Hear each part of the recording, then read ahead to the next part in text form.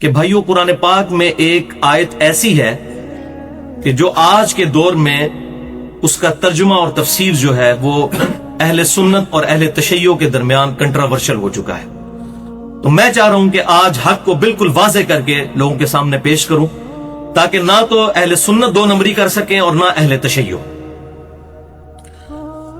اور وہ ہے سورہ الشورى کی آیت نمبر 23.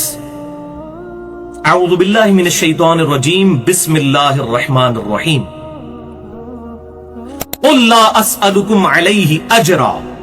الا المودۃ فی القربى. اے محبوب صلی اللہ علیہ وسلم آپ فرما دیجئے کہ میں جو کتاب و سنت کی دعوت تمہیں پیش کر رہا ہوں اس کے عوض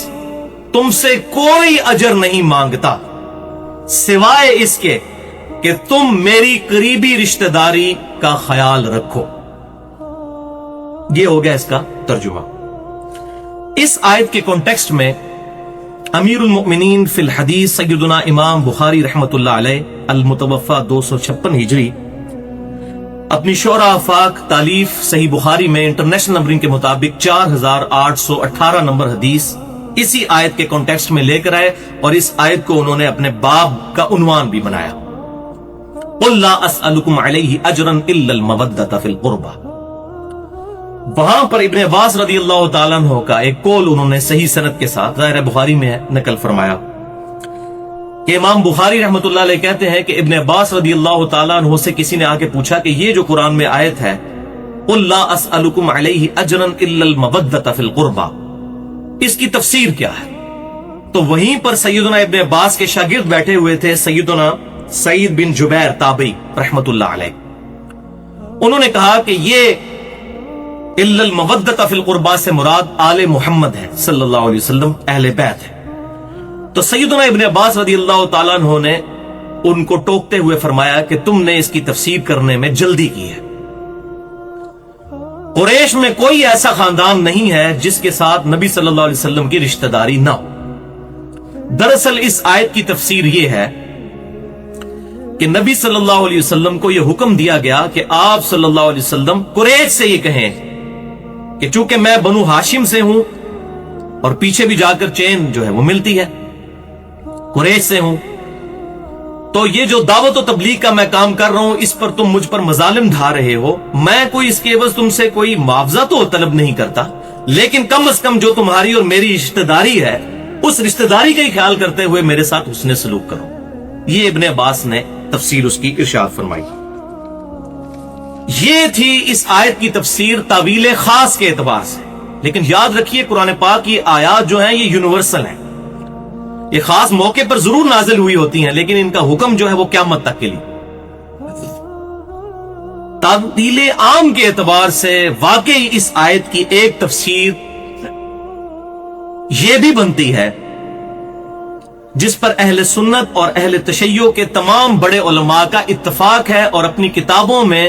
فضائل اہل بیت والے کانٹیکسٹ میں یہ آیت کوٹ کرتے آئے ہیں کہ اس آیت سے اجتہاداً تعویل عام کے اعتبار سے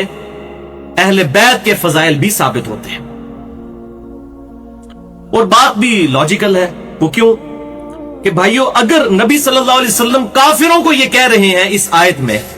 قل لا اسألکم علیہ اجرا الا المودۃ فی القربى اے نبی آپ فرما دیجئے ان کافروں سے کہ میں اس تبلیغ کے اجر میں تم سے کچھ نہیں مانگتا سوائے اس کے کہ میرے ساتھ جو تمہاری رشتہ داری ہے اس کا خیال رکھو. اگر نبی صلی اللہ علیہ وسلم کافروں سے یہ حق مانگ رہے ہیں کہ میری رشتہ داری کی وجہ سے مجھ سے حسن سلوک کرو تو بھائیو بدرجہ اولا رسول اللہ کی نسبت کی وجہ سے آپ صلی اللہ علیہ وسلم کے اہل بیت کے ساتھ حسن سلوک کرنا اس سے بھی زیادہ ضروری ہے. جب کافروں سے وہ حسن سلوک مانگ رہے ہیں تو ہم مسلمانوں سے طلب نہیں کریں گے کہ ہم آپ صلی اللہ علیہ وسلم کی نسبت کی وجہ سے اہل بیت کے ساتھ محبت کریں. الحمدللہ. اور بھائیو اس نظریے کی سپورٹ میں ایک صحیح حدیث موجود ہے. جامعہ ترمذی میں انٹرنیشنل نمبرنگ کے مطابق فضائل اہل بیت والے چیپٹر میں 3799 3789 اور یہ حدیث المستدرک للحاکم میں بھی موجود ہے صحیح سند کے ساتھ اور امام ذہبی رحمت اللہ علیہ نے بھی موافقت کی ہوئی ہے. زبردست حدیث. نبی صلی اللہ علیہ وسلم نے فرمایا اللہ نے جو تمہیں نعمتیں دی ہیں ان نعمتوں کی وجہ سے تم اللہ سے محبت کرو کہ تمہیں وہ نوازتا ہے، اور اللہ کی نسبت کی وجہ سے مجھ سے محبت کرو کہ میں اللہ کا رسول ہوں صلی اللہ علیہ وسلم، اور میری نسبت کی وجہ سے میرے اہل بیت کے ساتھ محبت کرو کہ ان کی نسبت میرے ساتھ۔ تو لہذا اس آیت کی تعویل عام میں یہ حدیث بھی مل گئی الحمدللہ،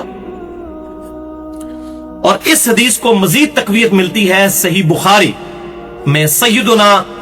امیر المؤمنین ابو بکر صدیق رضی اللہ تعالیٰ عنہ کا مبارک قول، صحیح بخاری میں انٹرنیشنل نمبرنگ کے مطابق 3751، اور امام بخاری کا ویژن دیکھیں کہ اس حدیث کو سیدنا حسن اور حسین کے چیپٹر میں لے کے آئے، ان کے فضائل والے، سیدنا ابو بکر صدیق کے قول، حدیث موقوف، ظاہر صحابی کا قول۔ سیدنا ابو بکر نے فرمایا محمد صلی اللہ علیہ وسلم کی محبت کو محمد صلی اللہ علیہ وسلم کے اہل بیت کی محبت میں تلاش کرو۔ الحمدللہ، ان سے بڑا کس کا فتویٰ ہو سکتا ہے؟ اس آیت کی یہ تفسیر بھی طویل عام کے اعتبار سے یہ صحیح بخاری والی روایت اس کو سپورٹ کر رہی ہے، الحمدللہ ثم الحمدللہ۔ تو نبی صلی اللہ علیہ وسلم کی محبت تو ہمارے ایمان کا حصہ ہے، صحیح بخاری اور مسلم کی متفق علیہ حدیث ہے کتاب الایمان چیپٹر میں، تم میں سے کوئی بھی اس وقت تک مؤمن ہی نہیں ہو سکتا جب تک کہ میں اسے اس کے ماں باپ اولاد سب لوگوں سے بڑھ کر عزیز نہ ہو جاؤں۔ اور سیدنا ابو بکر صدیق صحیح بخاری میں روایت ہم نے سن لی، انہوں نے کہا کہ نبی صلی اللہ علیہ وسلم کی محبت کو اہل بیت کی محبت میں تلاش کرو۔ کسی مولوی کے فتوے کی ضرورت نہیں بھائیو، کسی مکتبہ فکر کے فرقہ واریت پھیلانے والے مولوی کے فتوے کی ضرورت نہیں، سیدنا ابو بکر صدیق جو اس امت میں نبی صلی اللہ علیہ وسلم کے بعد سب سے افضل شخصیت ہے، ان کا فتویٰ میں الحمدللہ مل گیا۔ اب کسی مولوی کے سرٹیفکیٹ کی ضرورت نہیں ہے اہل بیت کی محبت کے اعتبار سے، الحمدللہ۔ لیکن مسئلہ یہ ہے بھائیوں کہ ہمارے انڈیا پاکستان کا کلچر اتنا برا ہے کہ یہاں کوئی شخص اگر کوئی اہل بیت کی بات کرنا شروع کر دے اس کو کہتے ہیں یہ تو شیعہ ہو گیا،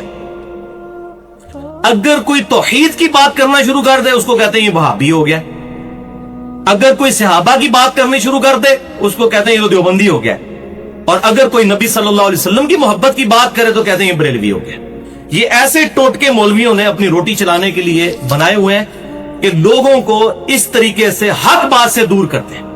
کوئی قرآن سے آیت پڑھ رہا ہے ایاک نعبد و ایاک نستعین تو اس کو کہتے ہیں تو وہابیوں والی باتیں کر رہے ہیں۔ اب یہ قرآن وہابیوں نے لکھا ہوا، یہ قرآن و سنت کی بات ہو رہی ہے۔ اسی طریقے سے اگر میں بخاری مسلم سے فضائل اہل بیت پر اور بنو امیہ کی جو ظالم حکومت ہے اس کے اوپر بات کرتا ہوں تو پہلے بخاری مسلم کا رد کریں، میں اپنی طرف سے یہ باتیں کر رہا ہوں معاذ اللہ سے۔ اس ایشو کو کل کرنے کے لیے اس امت میں اہل سنت کے بہت بڑے امام امام محمد بن ادریس شافعی رحمت اللہ علیہ المتوفى 204 ہجری، جو امام اہل سنت امام احمد بن حنبل المتوفى 241 ہجری ان کے بھی استاد ہیں، ان کے عربی کے شعر اس سارے ایشو کو کل کرتے ہیں، جو صحیح سند کے ساتھ تمام اسماء و رجال کی کتابوں میں موجود ہے۔ بلکہ امام ابن تیمیہ رحمت اللہ علیہ المتوفى 728 ہجری ان کے شاگرد خاص حافظ ذہبی رحمت اللہ علیہ المتوفى 748 ہجری، انہوں نے اپنی تاریخ الاسلام میں ان اشعار کو نقل کیا ہے۔ ان اشعار کا ترجمہ کچھ یوں ہے عربی کے اشعار کہ اگر اہل بیت کی محبت کا نام رافضی ہونا ہے تو دنیا میرے رافضی ہونے پر گواہ ہو جائے۔ امام شافعی کہتے ہیں میں رافضی ہوں۔ اس کو پھر میں نے ایڈ کیا ہے کہ امام شافعی اگر آج زندہ ہوتے تو میں ان کو کہتا کہ شیخ صاحب اس میں یہ بھی میری طرف سے جملے ایڈ کر لیں کہ اگر نبی صلی اللہ علیہ وسلم کی محبت کا نام بریلوی ہونا ہے تو میں بریلوی ہوں، اگر صحابہ کرام علیہم رضوان کی عقیدت کا نام دیوبندی ہونا ہے تو میں دیوبندی ہوں، اور اگر کتاب و سنت کے منہج کو سلف صالحین کے فہم کے مطابق سمجھنا اور اس میں پھر کسی کی پرواہ نہ کرنا، اللہ اور اس کے رسول کو فائنل اتھارٹی ماننے کا نام سلفیت یا اہل حدیث ہونا ہے تو میں اہل حدیث ہوں، الحمدللہ۔